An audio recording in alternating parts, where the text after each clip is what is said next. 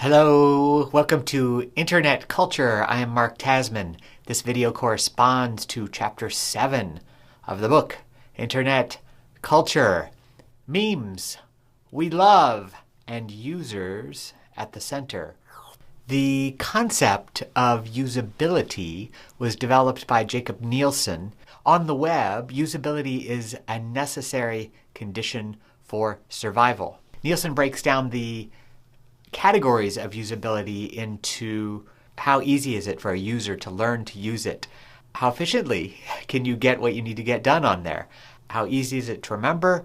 Errors. How do we deal with errors when we make a mistake? And satisfaction. Is it enjoyable and pleasant to use that website? Schneiderman also has criteria for usability.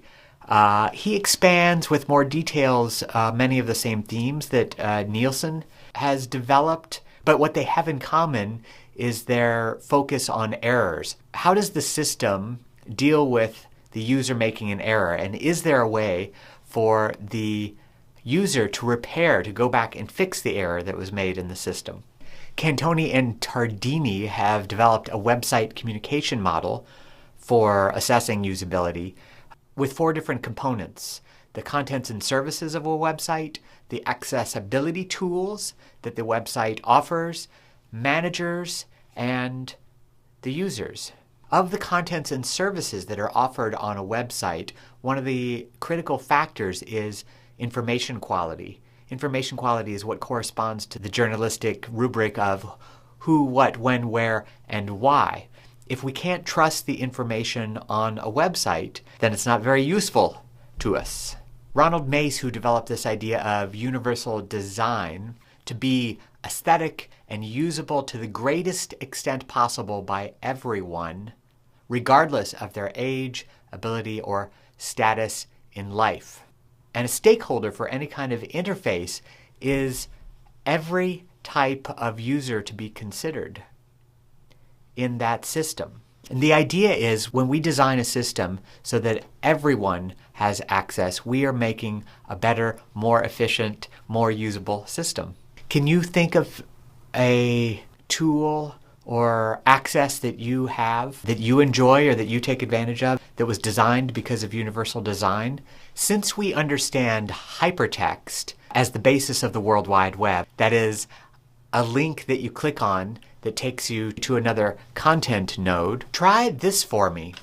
For a certain amount of time, lay out a certain amount of time, when you click on a website, when you touch something on your mobile device, journal it. You set the amount of time, whether it's, I'm going to spend 10 minutes on the web, I'm going to keep track of every place I go, or an hour, a day, a week, doesn't matter. I'm asking you to pay attention to how it is that you use the web and see if you can recognize what some of your critical usability issues are. What are the things that provide you with satisfaction? How do you deal with errors on some of these sites? And more importantly, what are you teaching the machine? What kinds of information or data are you supplying to the network?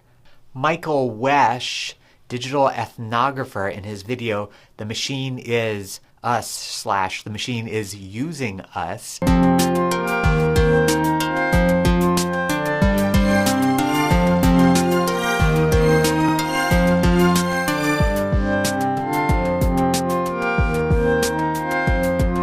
Richard Dawkins in 1976 in his book The Selfish Gene coined the term meme to mean a unit of cultural transmission, a lot like biological DNA.